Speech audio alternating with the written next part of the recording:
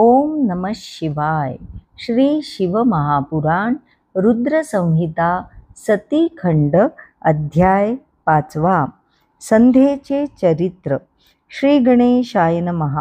सूत म्हणाले, श्रोते हो, मदन आणि रती यांच्या विवाहाची कथा ऐकून मुनिश्रेष्ठ नारद फारच प्रसन्न झाले.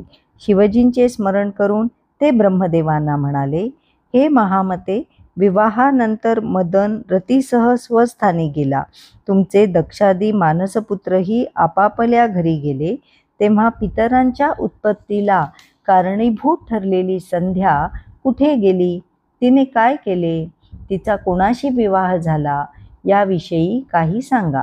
ब्रह्मदेव म्हणाले, नारदा, संध्येचे चरित्र अत्यंत शुभ आहे. ते श्रवण केल्याने स्त्रिया साध्वी होऊ शकतात. संध्या ही माझी मानसकन्या. तिने तपश्चर्या करून देहत्याग केला. मग ती महामुनी मेधातिथीची कन्या झाली. तिचे नाव अरुंधती. ती अत्यंत बुद्धिमान व उत्तम व्रतांचे पालन करणारी होती. माझ्या श्रीहरींच्या व महेश्वरांच्या सांगण्यावरून तिने महात्मा वशिष्ठांशी विवाह केला.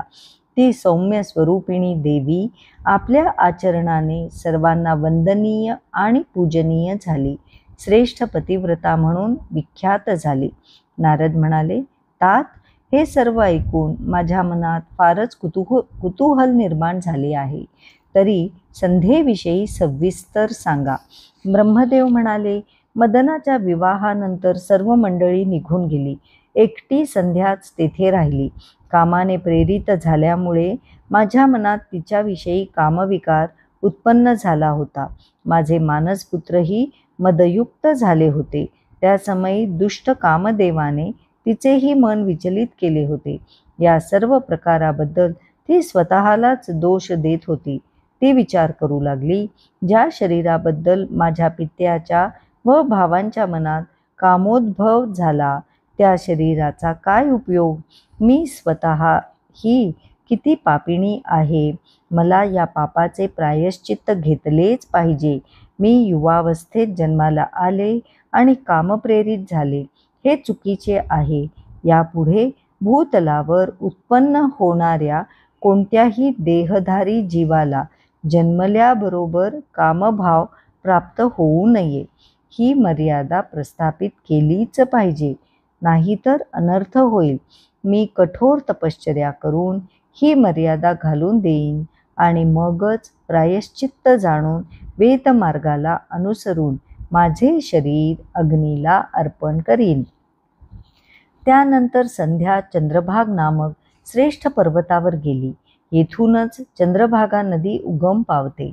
संध्येचे मनोगत जाणून मी ज्ञानयोगी वशिष्ठांना म्हणालो, पुत्र, संध्या तपश्चर्येसाठी चंद्रभाग पर्वतावर गेली आहे. पण तप कसे करतात हे तिला माहीत नाही. म्हणून तुम्ही स्वतः दुसरे रूप घेऊन तिच्यापाशी जा. तिला विधीपूर्वक दीक्षा द्या आणि ज्या योगे तिला तिचे ध्येय साध्य होईल असे उपदेशपर मार्गदर्शन करा. माझ्या आज्ञेवरून वशिष्ठ तेजस्वी ब्रह्मचार्याचे रूप घेऊन चंद्रभाग पर्वतावर गेले. तेथे त्यांना बृहल्लोहित नामक एक रमणीय सरोवर दिसले. त्यात लाल रंगाची असंख्य कमळे उमललेली होती. त्याच्या तीरावर संध्या शांतपणे बसली होती. तिची अंगकांती आरक्तवर्ण होती. ते बराच वेळ तिच्याकडे कौतुकाने पाहत होते. मग ते तिच्यापाशी गेले व आदराने म्हणाले, भद्रे, तू या पर्वतावर कशासाठी आली आहेस? तू कोणाची कन्या आहेस? तुझे येथे काय काम आहे? तुझे चंद्रासारखे सुंदर मुख असे मलिन का दिसत आहे? संध्येने वशिष्ठांकडे पाहिले. प्रज्वलित अग्निसमान तेजस्वी आणि मस्तकी जटाभार धारण केलेल्या त्या तपस्वी महात्म्याला पाहून तिने आदरपूर्वक नमस्कार केला. ती म्हणाली, ब्रह्मन, मी ब्रह्मदेवाची कन्या आहे. माझे नाव संध्या. मी तपश्चर्या करण्यासाठी या निर्जन पर्वतावर आले आहे. पण तपश्चर्या कशी करावी हे माहीत नाही, म्हणून मी चिंतेत आहे. मला उपदेश देणे तुम्हाला योग्य वाटत असेल तर तपश्चर्येचा विधी सांगण्याची कृपा करा.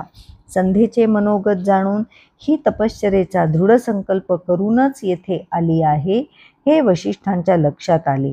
ते संध्येला म्हणाले, हे शुभानने, जे सर्वांमध्ये श्रेष्ठ आणि उत्कृष्ट आहेत, जे सर्वांचे परम आराध्य दैवत आहेत, ज्यांना परमात्मा म्हटले जाते, त्या महादेव शिवजींना तू हृदयात धारण कर. ते धर्म, अर्थ, काम व मोक्ष देणारे आहेत. त्रैलोक्याचे जनक व अद्वितीय पुरुषोत्तम आहेत. तू त्याचे भजन कर. देवेश्वर शंभूच्या आराधनेने तुझ्या सर्व मनोकामना पूर्ण होतील. तुला इच्छित फलप्राप्ती होईल. तू ओम शंकराय नमः ओम या मंत्राचा निरंतर जप कर. मौन धारण कर. मौन राहूनच स्नान कर. मौन राहूनच शिवपूजन कर.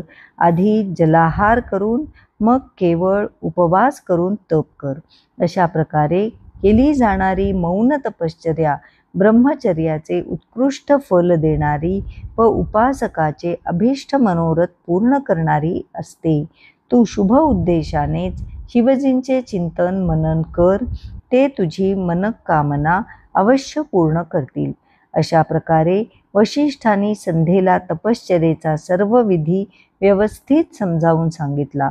मग तिचा निरोप घेऊन ते अंतर्धान पावले. अध्याय 5 समाप्त. ओम नमः शिवाय.